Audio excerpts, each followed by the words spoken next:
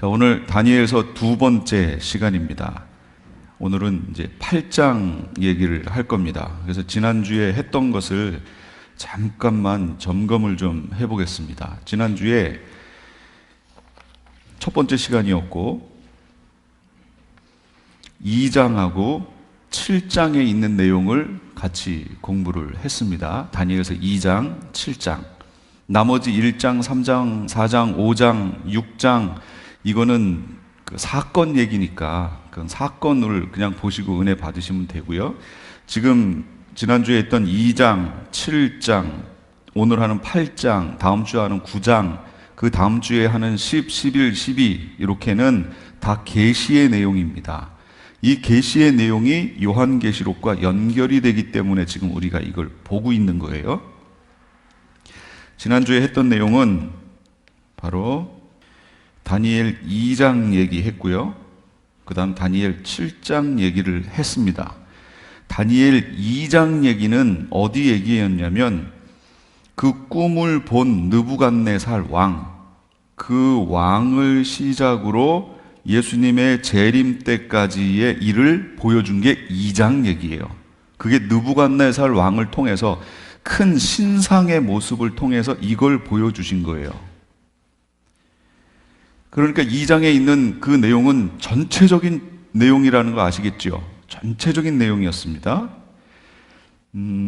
그렇다면 7장의 내용은 뭐냐 그 얘기예요. 지난주에 봤죠? 7장은 네 바람, 네 짐승이 나오는데 이것은 바벨론, 메데바사, 헬라, 로마 그 얘기가 아니고 어디 얘기예요? 마지막에 예수님 재림 직전에 있는 발에 해당하는 나라, 그 나라가 세워져 있을 때 그 짐승의 나라지요. 그때에 벌어질 전쟁, 유브라데 전쟁, 그거 얘기하는 거예요. 이게 지난주에 했던 겁니다. 그런데 일반적으로 여기를 어떻게 해석하냐면 다니엘서 2장은 쭉 해석을 합니다. 전체적인 내용이라고 해석을 해요. 그나마 또 문제가 뭐냐면 머리, 가슴, 팔, 배, 널쩍다리, 종아리 하고 발을 그 종아리에 붙여서 4개의 나라로 해석해서 이 뜨인 돌이 와서 이걸 치는 걸 예수님의 초림이라고 해석하는 거에 문제가 있는 거죠. 그래서 그게 아니다라고 지난주에 이걸 설명을 했습니다. 그렇죠?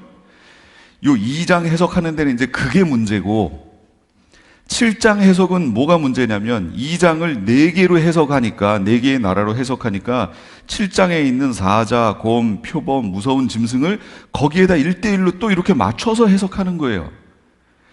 그러다 보니까 이 다니엘서의 내용이 이게 계시록하고 안 맞고 엉키게 되는 거예요. 지금 그걸 지금 바로 잡는 겁니다.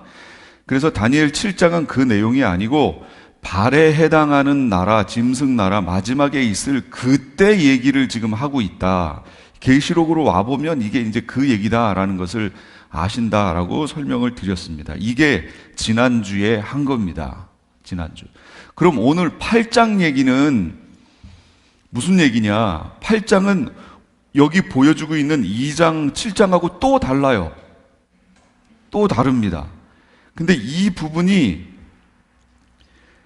너무 중요한데 이 부분에 대해서 잘못 오해를 하니까 지금 이 지구상에 있는 교회들이 이 부분 때문에 힘들어하고 성경을 해석하는 데 있어서 막 헤매는 거예요. 지금 눈이 가려져 버린 거지요.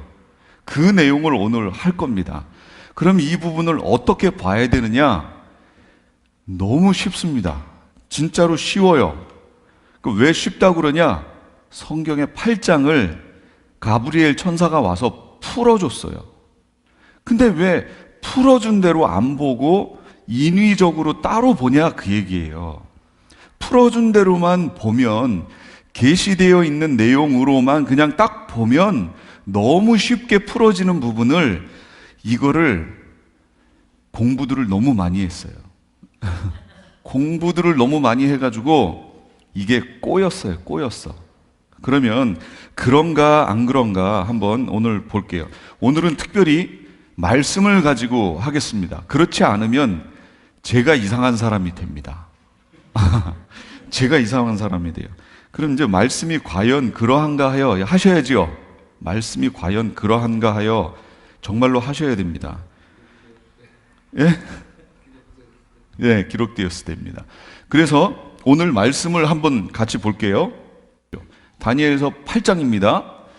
이제 보세요.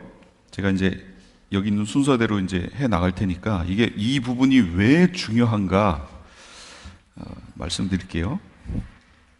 8장의 환상을 본 시기가 언제입니까?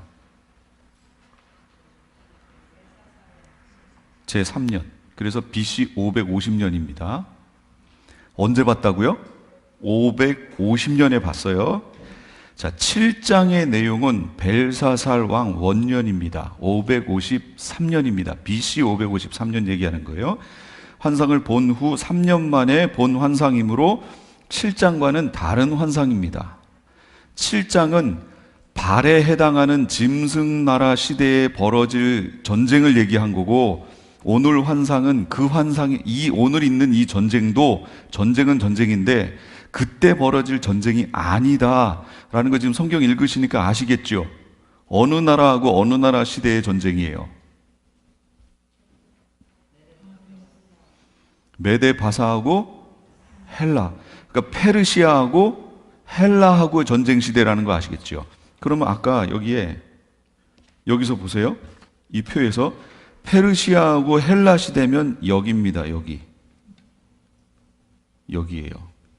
여기가 바사. 그 다음 여기가 헬라예요. 그러니까 완전히 다른 내용인 거 아시겠죠? 달라요. 그런데 이게 이제 희한하게 됩니다. 희한하게. 자, 계속 가볼게요. 환상을 본 장소는 몸은 엘람 지역 수산성에 있었는데 환상은 을레 강변입니다. 이거 환상이라는 거 아시겠죠? 그러니까 실제로 이렇게 몸이 가서 본 게 아니고 내가 몸 밖에 있었는지 몸 안에 있었는지 나는 모르거니와 하나님은 아시느니라 바울이 고백했던 것처럼 환상 속에서 지금 보는 거예요. 다니엘 8장의 내용은 이겁니다. 1절에서 8절까지의 내용은 숫양과 숫염소 환상입니다. 숫양이 있는데 이 숫양에게는 뿔이 몇 개요? 2개.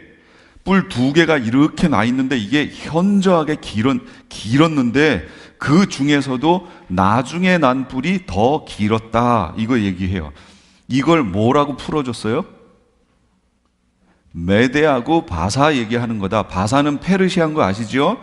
자, 첫 번째 났던 게 메대 뿔이었고 나중에 나고 더 현저하게 길었던 게 바사 페르시아라는 얘기예요. 그 다음에 숫염소가 있습니다. 숫염소는 뭐예요? 헬라다. 그런데 숫염소를 처음에 딱 봤을 때 뿔이 몇 개예요? 1개. 아주 긴 뿔이 하나가 딱 나 있었잖아요. 그러다가 이게 힘을 어느 정도 얻었는데 갑자기 뿔이 꺾이고 뿔이 몇 개가 됐어요? 4개가 났어요. 뿔이 4개가 이렇게 나더니 그 중에 한 뿔에서 작은 뿔이 또 난 거예요. 옆으로 덧니 나듯이 쭉 하고 작은 뿔이 나왔어요. 그리고 환상의 내용이 뭐냐면 그 작은 뿔 9절에서 14절까지가 그 작은 뿔이 어떻게 했다라는 내용이 기록됐지요. 그리고 13절에 가니까 어떤 거룩한 이가 말하되 매일 드리는 제사와 망하게 하는 죄악에 대한 일과 성소와 백성이 내준바되며 짓밟힐 일이 어느 때까지 이를꼬라고 얘기를 했고, 그리고 대답이 2300주야까지니 그때에 성소가 정결하게 되리라. 이런 대답이 왔어요. 그리고 나서 15절부터 27절까지는 이걸 가브리엘 천사가 와서 풀어준 거예요. 제가 숫 양이 메대하고 바사다라는 것을 제가 어떻게 알아요? 예, 풀어줬으니까 알지. 제가 어떻게 알아요? 전 몰라요. 숫 염소가 헬라인지 제가 어떻게 알아요? 가브리엘 천사가 풀어줬으니까 아는 거예요. 그럼 그 풀어준 내용을 한번 정리를 해볼게요. 우선 환상의 내용입니다. 내용을 정리해보면 2뿔 가진 숫 양과 숫 염소가 싸웁니다. 근데 숫 양이 상대가 안 돼요. 숫 염소가 와서 봤는데 이 숫 양은 이거는 상대가 안 돼요. 전쟁에 완전히 밟히지요. 숫 염소가 이깁니다. 두 뿔 가진 숫 양의 모습과 이 숫 양을 쳐서 두 뿔을 꺾고 숫 염소가 이제 등장하는 모습, 헬라가 등장하는 모습을 지금 보여준 건데, 이 숫 염소가 강하여 갈 때 그 큰 뿔이 꺾였어요. 그러더니 네 뿔이 나와요. 그러면서 사방으로 네 뿔이 나오는 거예요. 그러더니 그 중에 한 뿔에서 작은 뿔이 나와서 이 작은 뿔이 이스라엘을 2300주야 괴롭게 하는 모습이 환상의 내용이에요. 여기까지 이해되셨어요? 여기에 다른 생각 없으시죠? 제가 지금 성경에 있는 내용만 얘기했잖아요. 이제 본론으로 갑니다. 환상에 대한 해석. 8장 20절에 내가 본 바 두 뿔 가진 숫 양은 곧 메대와 바사 왕들이요. 설명이 됐어요? 그 다음, 내가 눈을 들어 본즉 강가에 두 뿔 가진 숫 양이 섰는데 그 두 뿔이 다 길었으며 그중 한 뿔은 다른 뿔보다 길었고 그 긴 것은 나중에 난 것이로다.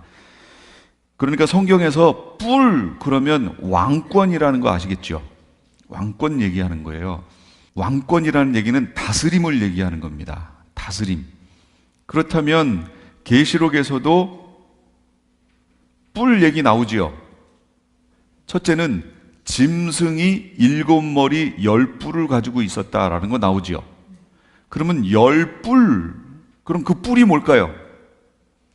왕권 얘기하는 겁니다. 왕권, 나라, 어떤 나라의 왕권을 얘기해요. 그래서 열 나라라고 얘기하는 거예요. 그런데 그걸 확증해 주듯이 거기에다가 계시록에서는 뭘 추가했냐면 왕관을 쓰고 있었다. 디아데마타라고 하는 왕관을 쓰고 있었다는 얘기까지 해줘요.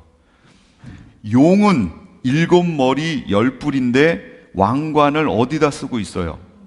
머리에 쓰고 있습니다. 7머리.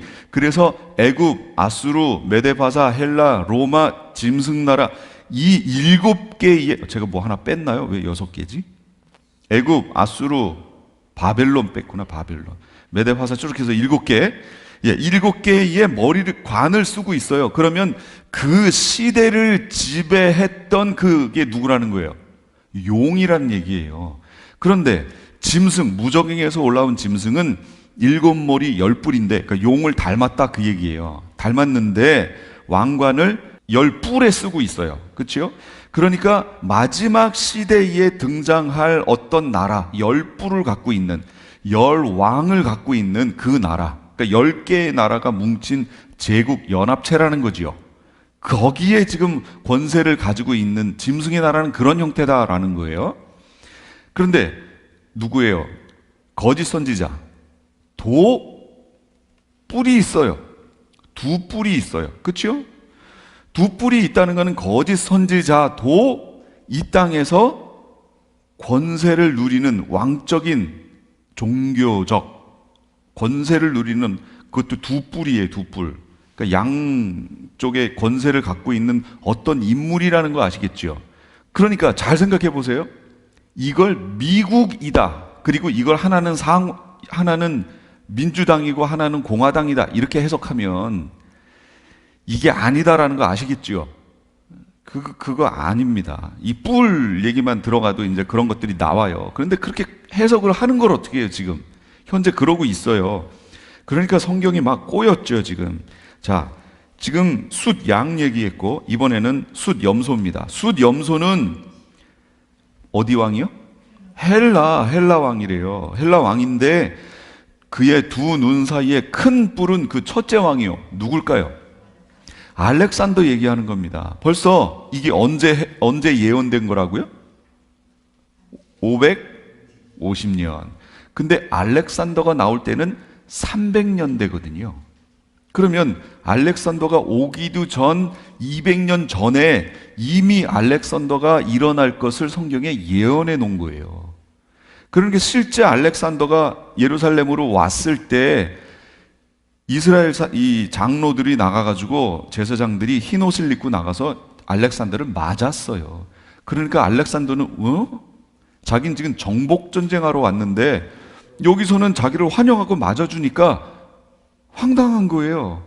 그래서 와서 봤더니 자기는 모르는 다른 민족의 어떤 경전에 자기가 예언이 되어 있는 거예요. 그러니 이 알렉산더 입장에서는 어떨까요? 너무 좋지요. 이건 신이 나한테 신탁한 거 아니에요. 너무 좋지요. 그래서 이스라엘에 대해서는 건드리지 않고 지나갑니다.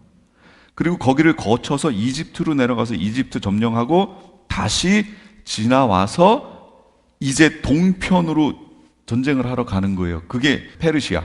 바사를 점령하러 순식간에 점령을 해버립니다. 그 내용이에요. 이게 첫째 왕.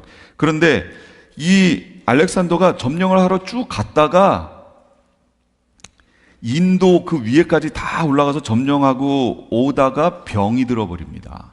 어떤 사람들은 뭐 풍토병이다 이렇게 얘기도 하는데, 그걸 점령하러 갔다가 오면서 지금 현재의 이라크의 수도가 바그다드죠.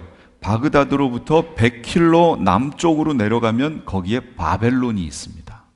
바벨론, 정확히 이스라엘에서 정동쪽에 위도상에 정확히 있습니다. 여기에 바벨론이.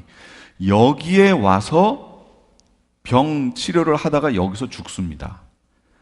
여기서 죽는데 죽고 나니까 어떻게 해요? 그 다음에 장군들이 와가지고 병문안 왔다가 이걸 보고서 가망이 없어요. 자기들이 아무리 봐도. 그러면 빨리 가서 불로초라도 구해 와가지고 자기 왕을 살릴 생각을 안 하고, 그때 알렉산더가 30대 중반이었어요. 젊은 사람이잖아요. 살릴 생각을 안 하고 밖으로 나가가지고, 야, 이제 우리 거 만들자. 네 장군이, 그래서 그 시대를 디아도코이 시대라고 얘기하는 거예요. 디아도코이. 네 장군이 나가가지고 자기 땅 만들 생각 이래요. 그래서 결국은 그 네 뿔이 자랍니다. 셀류쿠스 왕조, 프톨레미 왕조, 카산더 왕조, 리시마쿠스 왕조, 이렇게 네 개가 생겨나는 거예요. 이것들이 생겨났는데 그 중에 가장 큰 영역을 담당하고 있던 셀류쿠스 왕조가 있습니다. 그 셀류쿠스 왕조에서 8번째 왕이 누구냐면 안티오쿠스 에피파네스예요. 이 사람이 안티오쿠스 4세입니다. 스스로를 에피파네스라고 불렀어요. 별명을, 자기를. 에피파네스는 신의 현현이라는 뜻입니다. 이게 헬라니까 제우스 신이죠. 제우스 신이, 자기가 제우스란 얘기예요. 한마디로 제우스 신이 육체를 입고 여기에 현현에 나타났다, 그 얘기예요. 자기를. 그래서 자기가 점령하고 있는 모든 나라에다가 자기 상을 세우라고 얘기합니다. 신전에다가. 그런데 헬라 문화는 다신론 문화예요. 다신교. 그러니까 여러 신 중에 하나 더 세운다고 그래서 사람들한테 문제될 게 없습니다. 제일 문제가 되는 곳은 어디예요? 이스라엘 유대인들. 유대인들은 유일신론이에요. 유일. 거기에다가 다른 게 들어오면 이건 우상숭배지요. 근데 거기도 이미 점령이 돼 있는 지역이었기 때문에 어쩔 수 없이 세우게 됩니다. 그러니까 이제 문제가 되기 시작하는 거예요. 그때부터 갈등이 일어나고, 그래서 오늘 성경에 있는 것처럼 12절에 11절, 스스로 높아져서 군대의 주제를 대적하며 그에게 매일 드리는 제사를 없애버렸고 그의 성소를 헐었으며 그의 악으로 말미암아 백성이 매일 드리는 제사가 넘긴 바 되었고 그것이 또 진리를 땅에 던지며 자의로 행하여 형통하였더라. 이런 일이 벌어진 거예요. 자, 그러면 이제 문제가 됐던 게, 성경 해석에 문제가 됐던 게 뭔지 이제부터 설명을 할게요.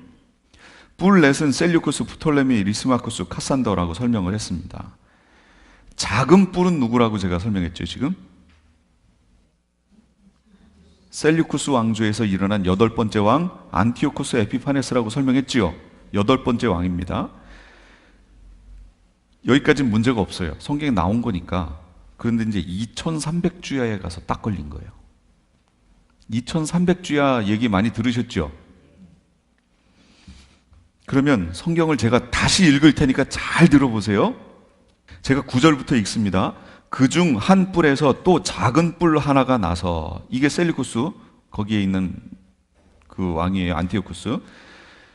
남쪽과 동쪽과 또 영화로운 땅을 향하여 심히 커지더니, 영화로운 땅이 이스라엘입니다. 서쪽 방향입니다. 이게 그것이 하늘 군대에 미칠 만큼 커져서, 하늘 군대는 누굴까요? 이스라엘입니다. 이게 저 하늘이라고 얘기하시면 안 돼요. 왜냐? 안티오쿠스 에피파네스라는 이 왕이 아무리 강력해도 이 사람이 하늘 군대 천사들하고 대적할 수 있어요? 없지요. 여기서 하늘 군대라는 뜻은 이스라엘을 얘기하는 겁니다. 왜냐하면 하나님께서 이스라엘을 뭐라고 그랬어요? 마하나임, 군대라고 얘기했잖아요. 하나님의 군대라고 이스라엘을 얘기하셨잖아요. 이 하늘 군대는 이스라엘을 얘기하는 거예요. 이스라엘에 미칠 만큼 커져서 그 군대와 별들 중에 몇을 땅에 떨어뜨리고. 그럼 여기 별 얘기 나왔지요. 별이 뭐예요? 별, 계시록에 있었지요. 별을 뭐라고 그랬어요?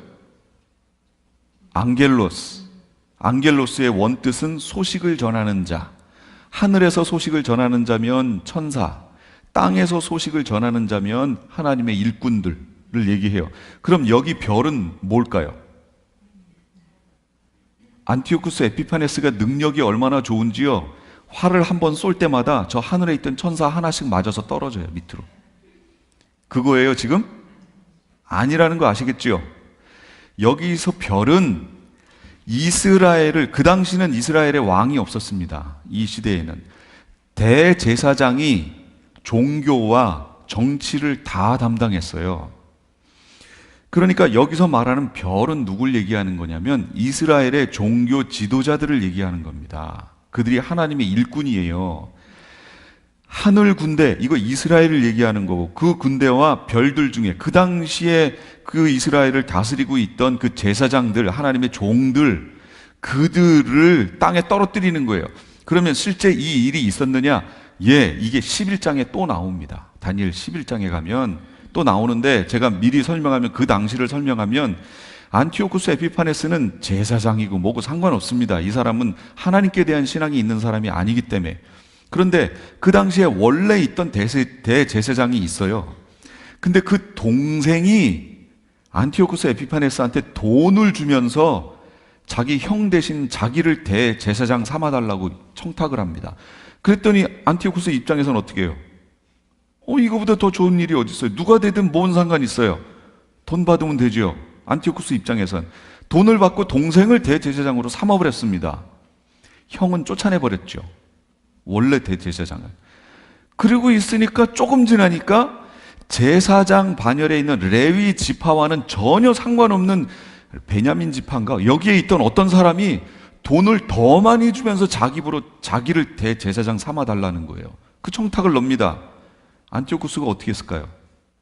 이게 웬 떡이냐, 돈 준다는데 내가 그 사람들이 레위 지파건 요셉 지파 무슨 상관이 있어요? 안티오쿠스는 전혀 상관없어요. 그래서 그 베냐민 지파에 있는 사람을 대제사장으로 삼습니다. 별들이 땅으로 다 떨어지는 거예요. 그 당시 있었던 하나님의 종들이 다 떨어져요.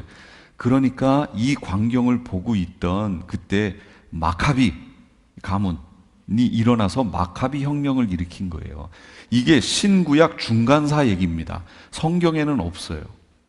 이건 교역자들이, 목회자들이 교회에서, 신학교에서 신구약 중간사 배울 때 하는 내용들이에요. 이게 신구약 중간사 얘기인데, 어쨌든 별들 중에 몇을 땅에 떨어뜨립니다. 그리고 그것을 짓밟습니다. 그리고 스스로 높아져서 군대의 주제를 대적하며, 군대의 주제가 누구예요? 그 군대가 어디였어요? 이스라엘. 이스라엘이라는 하늘 군대의 주제 누구예요? 하나님을 대적하며 그에게 매일 드리는 제사를 없애버렸고, 그렇죠? 그 다음 그의 성소를 헐었으며, 이때 성소를 헐었다는 얘기는 왜 70년 동안 없어질 때처럼 완전히 헐었다 그 얘기를 얘기하는 게 아니에요.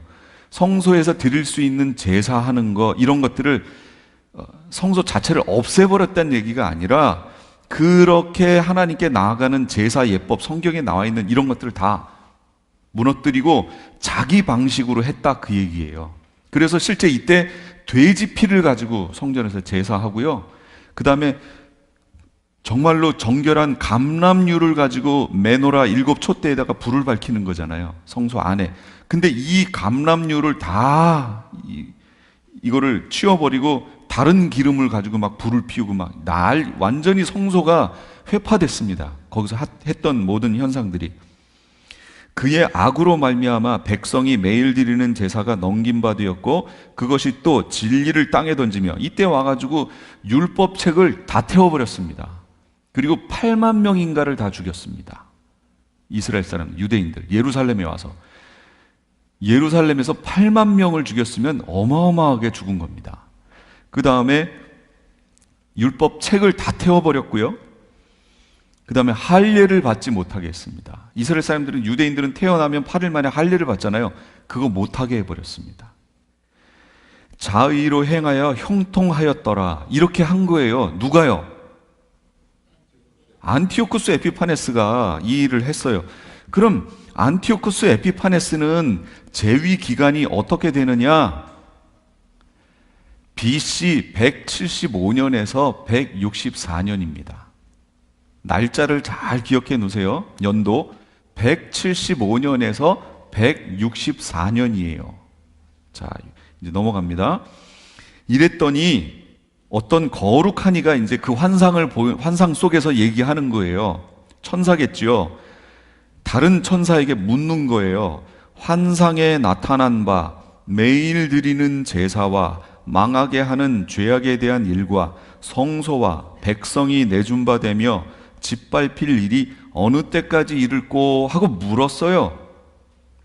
그랬더니 다른 천사가 얘기해 주는 거예요. 그가 내게 이르되 2300주야까지니 그때에 성소가 정결하게 되리라 하였느니라, 이렇게 대답했습니다. 그러면 지금 이제 다 들으셨어요. 2300주야는 무슨 기간인가요? 2300주야. 그럼 13절 질문한 걸로 가보면 되지요. 환상에 나타난 바, 지금 다니엘이 본 그 환상 속에 나타난 매일 드리는 제사와 망하게 하는 죄악에 대한 일과 성소와 백성이 내준 바 되며 짓밟히는 때지요. 그렇죠? 그게 얼만큼 간다고요? 2300주야다라고 지금 설명했어요. 자, 이제부터 문제입니다. 이제.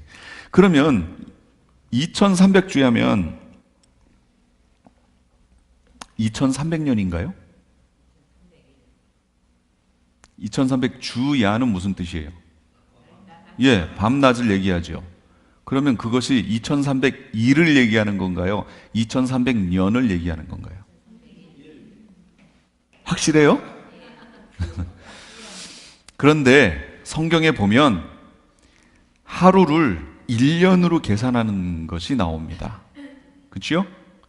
저기를 가나안을 정탐하러 40일 동안 정탐하러 갔던 이들이 돌아왔을 때 10명이 부정적인 평가를 합니다. 그랬더니 너희가 거기를 정탐하고 40일을 1일을 1년으로 쳐서 40년 동안 광야에서 돌게 하나님이 하십니다.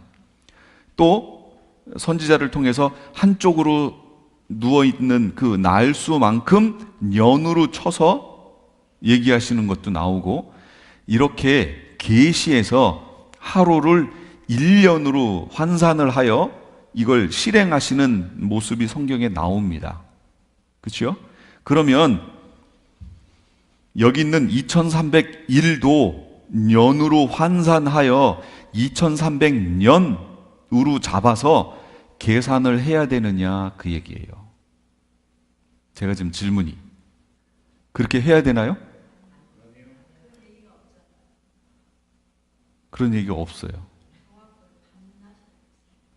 예. 근데 다른 데도 2301 이렇게 나오잖아요. 1. 근데 그걸 년으로 해서 하잖아요. 그런 예를 들어서 사람들이 2301이니까 이게 계시의 내용이니까 2300년 해서 풀어가는 거예요. 성경을. 2300년으로 푸니까 이게 이제 기본 전제, 이게 문제라고 제가 지금 얘기하는 거예요. 이를 년으로 환산하는 것이 계시 속에 있긴 있으나 뒤에 가면 71의 얘기 있죠. 그건 일을 년으로 환산한 겁니다. 그건 했잖아요. 근데 왜 여기는 이걸 안 바꾸냐 그 얘기예요. 그러니까 사람들이 대부분 이 부분을 해석할 때 일을 년으로 바꿔서 2300년으로 환산하여 이 다니엘서를 풀어갑니다. 이게 일반적인 겁니다. 그래서 어떤 사람이 이걸 2300년으로 놓고 풀었습니다. 막 풀어갑니다. 9장에 가면 71회 얘기가 나옵니다. 그럼 71회의 시작이 어디냐면 성소가 회파되고 막 이런 내용이에요. 그러면서 예루살렘 성을 중건하라라는 영이 날 때부터 71회가 시작하는 거예요. 그러니까 2300 주야도 71회와 같은 것이고, 그러니까 2300 주야 안에 71회가 들어가는 것이고, 그러다 보니 시작점이 똑같구나. 그래서 이 시작점만 찾으면 2300년을 계산하면 되겠구나 하고 성경을 풀었습니다. 어떤 사람이. 그 사람이 윌리엄 밀러라는 사람이에요. 풀었어요. 그래서 그럼 시작점이 어디냐라고 성경을 막 추적해 나갔더니 BC 457년이라고 나온 거예요. 그럼 BC 457년이면 무슨 날이냐면 페르시아의 아닥사스다 왕 때의 얘기입니다. 아닥사스다 왕 때 이스라엘이 포로로 잡혀가는 것도 3차례로 잡혀갔고 귀환도 3차례 귀환했잖아요. 첫 번째 귀환은 고레스 왕 때 수룹바벨을 통해서 귀환한 거지요. 이때 귀환해서 뭐 했어요? 성전을 재건하는 일을 했습니다. 2차 귀환 때는 바로 제가 방금 말씀드린 아닥사스다 왕 때 에스라가 귀환했어요. 그러면서 성전에서 뭘 발견해요? 성경 율법책을 발견합니다. 그래서 말씀 회복 운동을 합니다. 그게 언제냐면 BC 458년입니다. 그게 에스라를 통해서 그 일이 벌어져요. 그리고 그 아닥사스다 왕이 그 다음 해에 예루살렘 성을 중건하라라는 영을 내립니다. 그리고 BC 445년에서 444년 사이에 다시 누가 등장하냐면 잘 아시는 느헤미야가 등장하는 거예요. 느헤미야가 그 아닥사스다 왕 때 술 따르는 관원장이었잖아요. 거기에서 그 아닥사스다 왕 때 다시 예루살렘 성을 중건하라라는 조서를 가지고 다시 돌아옵니다. 그래서 그 느헤미야를 통해서 오는 게 3차 귀환이에요. 1차 수룹바벨, 2차 에스라, 3차 느헤미야, 이렇게 3차례로 옵니다. 그러면 예루살렘 성을 중건하라는 영이 어떤 영을 쳐야 되느냐 그 얘기예요. 71의 시작점을 457년에 내렸던 걸 그걸로 해야 되느냐, 445년에 내렸던 걸로 쳐야 되느냐. 근데 이 윌리엄 밀러라는 사람은 457년으로 잡았습니다. 성경에 있는 그 교회사를 연구했던 많은 사람들이 457년이라고 얘기하는 사람들이 많아요. 그러니까 그걸 취했습니다. 이걸 취하고 2300 주야를 2300년으로 계산을 쭉 해보니까 언제가 나왔게요? 언제요? 1844년이 나온 거예요. 1844년에 예수님이 재림하시는구나. 이렇게 된 거예요. 그래서 사람들이 난리가 났습니다. 1844년에 여름에 예수님이 오시는구나. 사람들이 이 미국 여기 모여가지고 막 몇십만이 모여가지고 그 오신다고 그거 준비하고 난리가 났습니다. 오셨을까요? 안 오셨을까요? 오셨으면 여기 지금 안 계시잖아요. 안 오셨습니다. 사람들이 그때의 상황을 설명하길 대실망이라고 써놨습니다. 일반 교회에서 나와가지고 재림하실 것이라고 막 그러고 있는데 부도가 나버렸어요. 이 일이 한국에서도 있었죠. 여기서도 있었지만 1992년 다미 선교회를 통해 또 있었죠.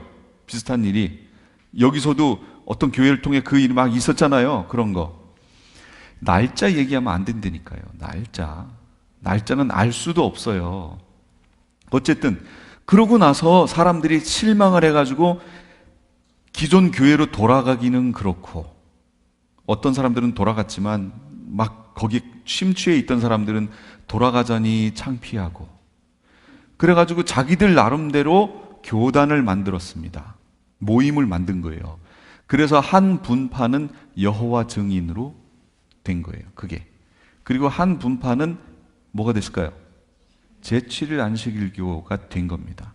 근데 이 제7일 안식일교회는 여기는 앨런 화이트라는 그 여사가 그 일이 있은 후 3개월이었나요? 그 후에 성경 공부를 하다가 뭐가 잘못됐지? 라고 이제 성경으로 연구하자라고 하던 중에 성령을 받았습니다. 놀라운 성령에 아주 그냥 감당할 수 없는 그 은혜를 받아서 그 상황을 설명을 해 주시는데, 성령이 1844년까지는 예수님이 하늘 성소에서 봉사하셨다.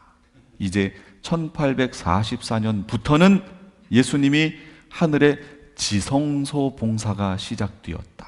이렇게 된 거예요. 그러니까 1844년 이후로 지금 예수님은 하늘 지성소 안으로 들어가셨습니다. 그 전까지는 성소에 계셨고, 이렇게 얘기를 한 거예요. 그러면서 이게 교단적인 힘을 얻고 막 이러면서 전 세계의 4위에 해당하는 교세를 갖고 있는 교단이 된 겁니다. 여기에서는 2단이 아니에요. 이 제7일 안식일교가. 근데 한국에서는 2단으로 정제됐죠. 그러나 한국에서도 또 제7일 안식일 예수재림교에 대한 2단에 대한 그 신학 포럼도 하고 여러 가지 해서 그걸 연구한 사람들이, 박사들이나 이런 사람들이 나와서 발표했습니다. 제7일 안식일교는 2단이 아니다 라고 발표를 했습니다. 그러나 교단들적으로는 이미 총회에서 다 결정 나 있는 상황이니까 그거에 대해서 굳이 일어나서 제7일 안식일교는 2단이 아니다 이렇게 발표할 일은 없잖아요. 그러니까 일반 교인들은 그냥 2단이다 라고 놓고 보고 있죠. 근데 가만 보면 제7일 안식일교 그 교리를 이렇게 보면 참, 그러니까 거기는 근본주의입니다. 그러니까 성경대로 하겠다 그 얘기예요. 성경에 있는 대로. 그래서 본받을 점들이 많이 있습니다. 실제로 일반 장로교라든지 감리교 이런 성도들하고 제7일 안식일교 성도를 딱 놓고 보면요, 훨씬 더 삶에 있어서 더 깨끗합니다. 실제로 잘 관찰해 보세요. 말씀 그대로의 신앙을 가지려고 무척 노력합니다. 그리고 제7일 안식일교는 전천년입니다. 마지막 사상이 전천년이에요. 그러니까 예수님이 오심을 지금 준비한다라고. 그래서 제7일 안식일 예수 재림교예요. 그 강조하는 게 안식일하고 재림 두 개 강조하는 거잖아요. 그 안식일이 기존의 교회하고 지금 자꾸 충돌이 일어나니까 문제가 되지만, 재림이라고 하는 주제를 강력하게 지금도 얘기하고 있는 게 제7일 안식일 예수 재림교입니다. 재림교회예요. 그래서 그런 면에서 보면 상당히 좋습니다. 그런데 이제 너무 안식일을 강조하고 하는 그거는 이제 교리적인 거니까 제가 얘기할 거리가 아니고, 또 그게 나오게 된 출발점이 바로 이 2300 주야에서 나온 거예요. 2300년으로 계산해 버렸잖아요. 그러니까 여기에서 부도가 난 거죠. 그러면 여기만 그렇게 얘기하느냐? 아닙니다. 기존 교단에서도 다니엘서의 1로 나온 거는요, 계시록이든 다니엘서든 계시에서 1 나온 거 다 년으로 다 바꿔버려요. 그냥 볼 것도 없어요. 다 년으로 바꿔버리는 거예요. 그러니까 계시록에 1261, 1260년, 1291, 1290년, 1335일, 1335년 다 바꿔버려요. 여기에 이제 성경 해석에 문제가 있는 거예요. 이러다 보니까 어떤 일이 벌어지냐면, 성경에 보세요. 11장인가에 보면 두 증인이 죽지요. 사역을 마칠 때 무적행에서 올라온 짐승에 의해서 전쟁을 벌여 죽잖아요. 근데 그들이 죽은 상태로 며칠 동안 이 땅에 있습니까? 죽은 상태로 땅에 장사 지내지 못하게 하고 3일 반 동안 있습니다. 3일 반 동안, 3일 반 동안 있습니다. 자, 이제 어떻게 해석해야 돼요? 3년 반으로 해석해야죠. 일은 무조건 연으로 바꿔야 되니까, 계시에서. 3년 반으로 해석을 해버려요. 그 다음에 전 3년 반 1260일, 후 3년 반 42달, 한때 두때 반때. 다 이를 년으로 바꿔요. 그러면 7년 환란이라는 게 있을까요, 없을까요? 없어졌죠. 그래서 제7일 안식일교도 그러고요. 이렇게 이를 년으로 환산해서 계산하는 분들은요, 7년 환란이 없다고 얘기합니다. 7년이라는 숫자가 나올 수가 없는 거예요. 근데 성경을 잘 보세요. 후 3년 반 같은 경우는 여기를 이제 잘 보세요. 1260일. 그럼 이를 년으로 환산하는 걸로 계산하면 여기 어떻게 돼야 돼요? 1260년. 그 다음에 후 3년 반을 보세요. 1290일 하고 여기 30일이니까 여기 며칠이에요? 1260일이지요. 60일. 그 다음에 42달, 한때, 두때, 반때 비슷한 시기를.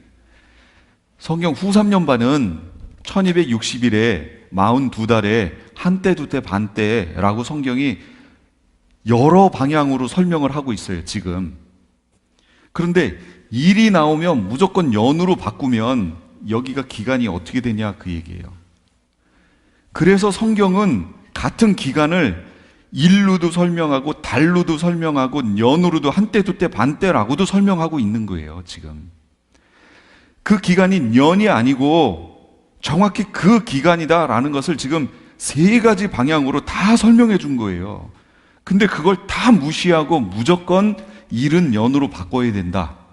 그래서 이걸 연으로 바꿔버리는 거예요. 이거는 한때, 두때, 반때, 1년, 2년, 반년, 그래서 3년 반이잖아요. 3년 반인데 이것도 필요 없어요.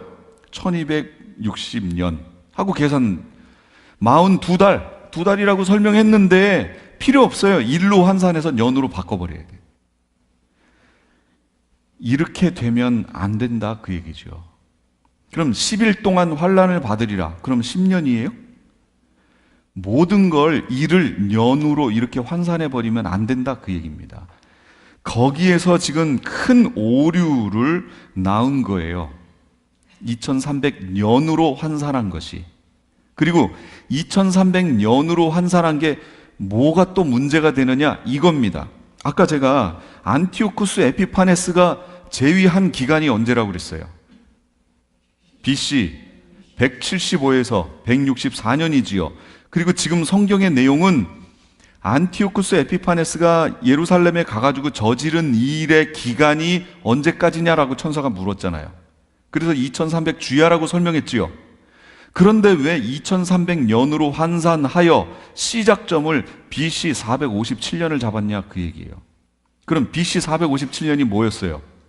바사왕 아닥사스다 왕 시대라고 그랬잖아요. 지금 이 얘기가 바사왕 시대 얘기인가요? 아니잖아요. 그 페르시아 바사를 숫 염소가 눌렀고 거기에 한 큰 뿔이 있었는데 이 뿔이 죽었고 네 뿔이 나왔고 네 뿔 중에 한 뿔에서 작은 뿔이 나왔고 이 작은 뿔이 한 일을 지금 설명한 거 아니에요. 그리고 이 작은 뿔이 안티오쿠스 에피파네스고 이 재위 기간이 175년에서 164년이잖아요. 그 기간 안에 벌어진 일을 지금 설명하면서 그 기간이 얼마나 될 거라고 물었는데 왜 시작점을 BC 457년으로 가냐? 약 380년 전으로 넘어갔냐? 그 얘기예요. 시작점이 틀렸다는 거 아시겠죠? 2300년으로 잡은 것도 문제인데 시작점 자체도 틀렸어요. 지금 성경에서 설명하고 있는 내용하고 다르다 그 얘기입니다.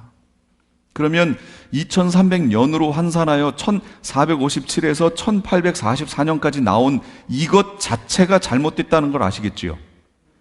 이게 완전히 잘못된 겁니다. 해석입니다. 이게. 그리고 무조건 1261을 1260년 잡아서 1260년에 뭐가 있었고 사건을 찾아서 이렇게 접근하는 이 방법이 잘못됐다 그 얘기예요. 예. 이거를 일반적으로 이렇게 일을 년으로 환산하다 보니까 어떤 사람이 또 생겼냐면 이거예요. 이 2300주야는 그라니쿠스강 전투, 헬라와 바사의 첫 전투부터 2300년이 지난 그 얘기를 하는 것이다. 이렇게 얘기를 하는 사람도 있습니다. BC 334년 그라니쿠스강 전투에서부터 2300년을 계산하면 언제가 되냐면 1967년이 됩니다. 그럼 1967년에 무슨 일이 있었어요? 제3차 중동전쟁, 6.1전쟁이 생기고 드디어 이스라엘이 예루살렘을 탈환하는 일이 생깁니다. 그러니까 우와, 봐라, 예루살렘을 탈환한 거. 그 다음에 분명히 여기 환상 8장의 내용은 페르시아와 헬라가 전쟁하는 내용 아니냐. 그러니까 그 첫 번째 전쟁부터 2300년을 계산하니까 예루살렘을 탈환하는 일 정확히 맞지 않냐? 2300 주야는 2300년이다. 이렇게 계산한 거예요. 첫 번째 문제. 2300 주야를 2300년으로 계산한 거. 이거 첫 번째 문제. 아까도 지적했죠? 첫 번째 문제. 두 번째 문제는 이거예요. 성경으로 가서 해석하면 끝나요. 그럼 성경이 어떻게 해석했는지 보세요. 그러나 내게 이르되 2300 주야까지니 2300 주야가 차면 어떻게 돼요? 성소가 정결하게 되리라. 성경에 기록된 대로만 보면 답이 나온다니까요. 그럼 예루살렘을 탈환했어요. 뭐가 돼야 돼요? 성소가 정결하게 돼야지요. 됐어요, 안 됐어요?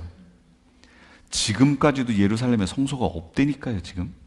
그러면 그 해석이 맞냐? 그 얘기예요. 맞아요, 틀려요? 틀립니다. 이렇게 성경을 년으로 바꾸니까 자꾸 거기에다가 사건을 2300년이라고 하는 그 안에 자꾸 뭔가를 시작점과 끝나는 점 자꾸 이렇게 찾는 거예요. 맞추는 거예요. 그래서 그럴듯한 게 나오면 이거다라고 끼는 거죠. 이러면 안 된다 그 얘기입니다. 이러면 성소가 정결하게 돼야지요. 그래야 끝난 거지요. 그럼 그런 일이 역사 속에 있었나요? 역사 속에 찾아보면 돼요. 있었습니다. 이 안티오쿠스 에피파네스가 와가지고 실제 그 일을 막 했어요. 하니까 성소에 돼지피 가지고 하고 거기다 제우스 신상 세워놓고 막 이렇게 하니까 유대인들 입장에서는 어떻게 돼요? 부글부글 끓는 거죠. 2300 주야는 이걸 정확히 년으로 환산하면 6년 4개월 20일입니다.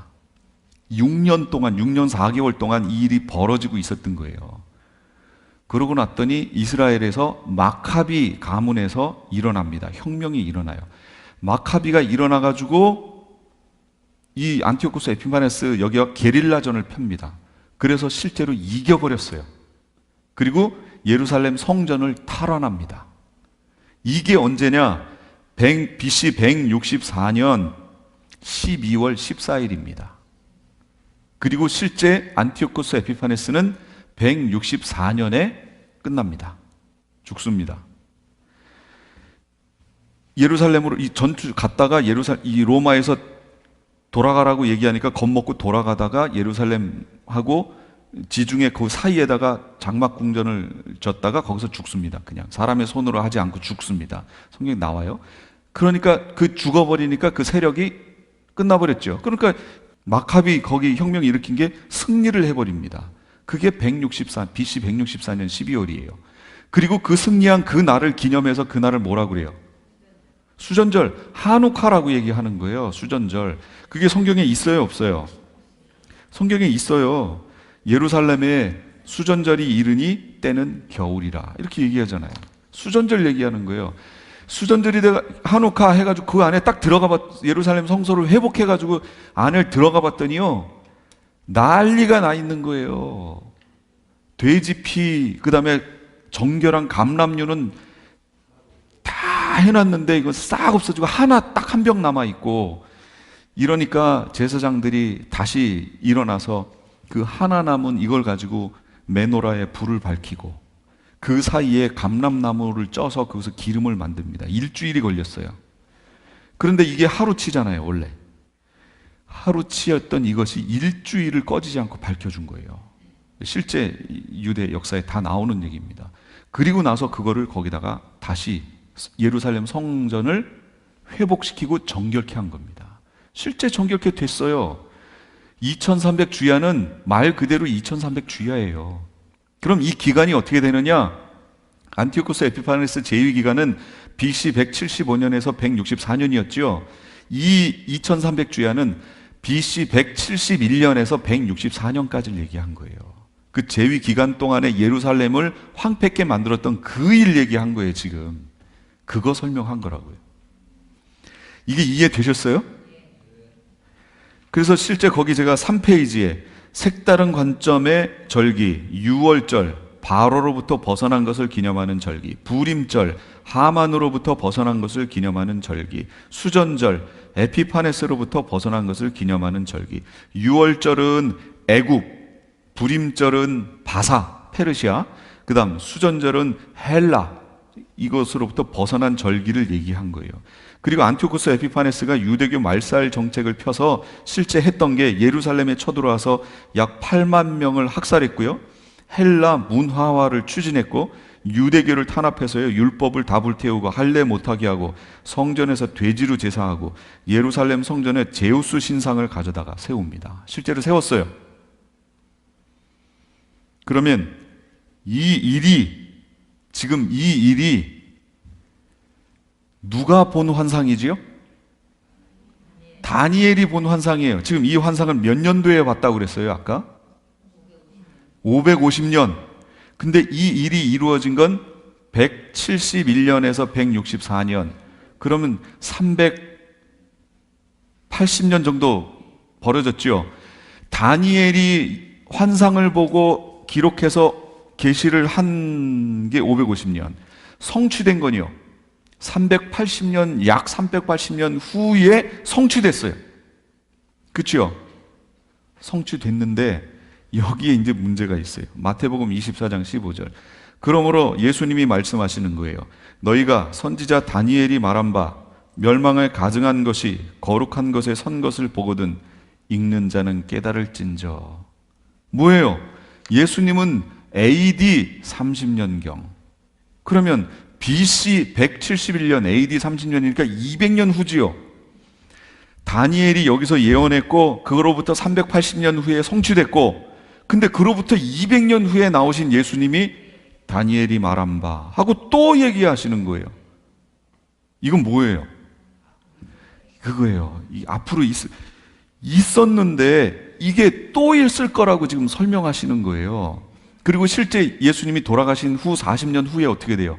AD 70년에 티투스 장군에 의해서 그 일이 또 벌어지잖아요. 그럼 거기서 끝나면 얼마나 좋겠어요. 근데 이것이 또 이루어진다, 그 얘기예요. 이걸 뭐라고 그래요? 병행법. 계시 문헌을 해석하는 데 있어서 이 병행법으로 성경을 보는 것이 너무 중요합니다. 그런데 성경을 보는 이 계시를 풀어가는 이들이 어떻게 푸냐면, 왜 2300년으로 했을까요? 왜 1260년, 1290년, 1335년 하고 이렇게 늘렸을까요?